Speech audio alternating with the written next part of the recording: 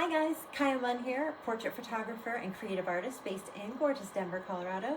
Today I'm taking you behind the scenes of a photo shoot I did recently with an IFBB pro bodybuilder, Greg Romero.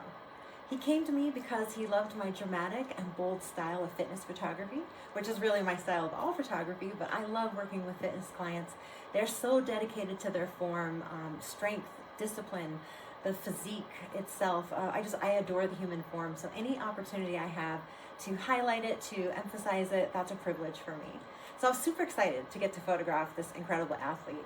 He came to me in the off season, which was a little bit tricky when you're working with athletes in their off season, because there's just a lot that goes into the world of bodybuilding where mentally you may not be feeling as confident about yourself as you would at competition time. So I kept that in mind.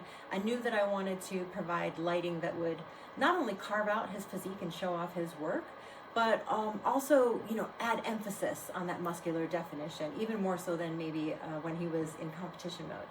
So with that consideration, we did numerous setups. I'm just going to take you through one. It's a simpler setup, and that's why I want to show it to you, because it only involves one strobe.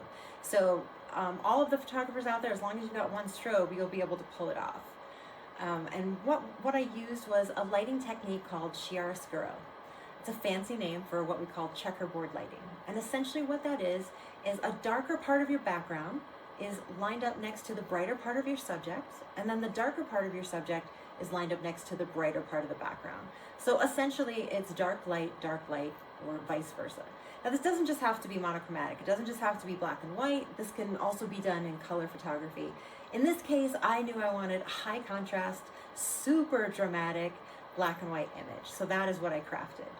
For my lighting, I took one strobe, I put it up really high, and I took it off to the right-hand side of the frame.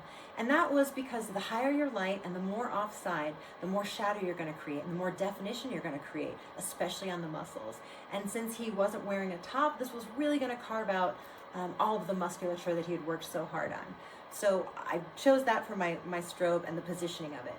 I used a zoom reflector, one of the old Profoto zoom reflectors, the 7-inch one, just to give me nice, crisp, hard light. And it was silver without diffusion, so it gave me an extra pop of light, which I loved. Now, the way that I created that light, dark was by implementing the use of a black V-flat on the background. And how you do that is you place it so that the V-flat is positioned to block off some of the light coming from your strobe, but to allow it to hit part of the background. A little of it is trial and error, and you just have to keep moving the V-flat until you get it into the right position. But the other piece of it is how you want to line it up. So I wanted symmetry for this particular shot. So I took my subject and I looked for the shadow where I'd placed it on the background, and I lined him up to be in front of the shadow so that I would get that really beautiful, even checkerboard lighting that I was going for. Now, one of the tips for you if you're going to try this is I have a mannequin that I've been using from the beginning when I started learning lighting. I love using the mannequin for so many reasons. Number one, it's an incredible way to learn how to photograph the human form with or without clothes. And if you can photograph the form without clothes, it's really easy to photograph someone in clothes, like a bride or families or anything like that. So for me, knowing that I was going to be doing a lot of boudoir, as I'm passionate about that in fashion and glam, I wanted to make sure that I had a full body mannequin to work with. That said, she is my stand-in for every client that comes through. It gives me the opportunity to get a real view of what my image is going to look like. And so for the purpose of that, I wanted to show you that in this video so that you could see how close it really is. So you see the mannequin in the video with the actual lighting setup. You can see the V-flat placement and the shadows that are then put on the paper. Now here is the image of Jacqueline. Just that I took, she is named Jacqueline, she's fabulous. That is the image of her that is very little processing done to it, but I brought that in out of camera. And then you could compare it to my final image of Greg.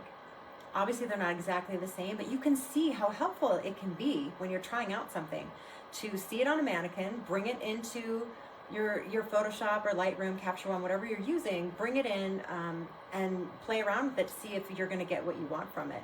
And that's exactly what I was able to do, and I knew it would give me exactly what I wanted with Greg. So one strobe, one small modifier, I think it was a kit modifier of the old pro photos, the 600Rs that I began with. So I hope you will give this a shot and just play with the V-flat. Don't get frustrated. It might take you a little bit of time to work out exactly where it should be. If you have the V-flat set where you want it and it's easier for you to move your strobe, go ahead and try to do that. I would just recommend that if you're trying to go for the kind of high contrast, quick shadow drop off that I was going for, I recommend you put that light up super high and you draw it off to the side just for that extra drama. I hope you enjoyed this behind the scenes look at how I got the shot. Please give me a like and subscribe, and I look forward to sharing more videos, more pro tips, behind the scenes, how I got the shot, DIY videos, posing, you name it. I'll be putting it up. Really appreciate you guys so much. Have a wonderful, wonderful day, and I will see you next time. Bye.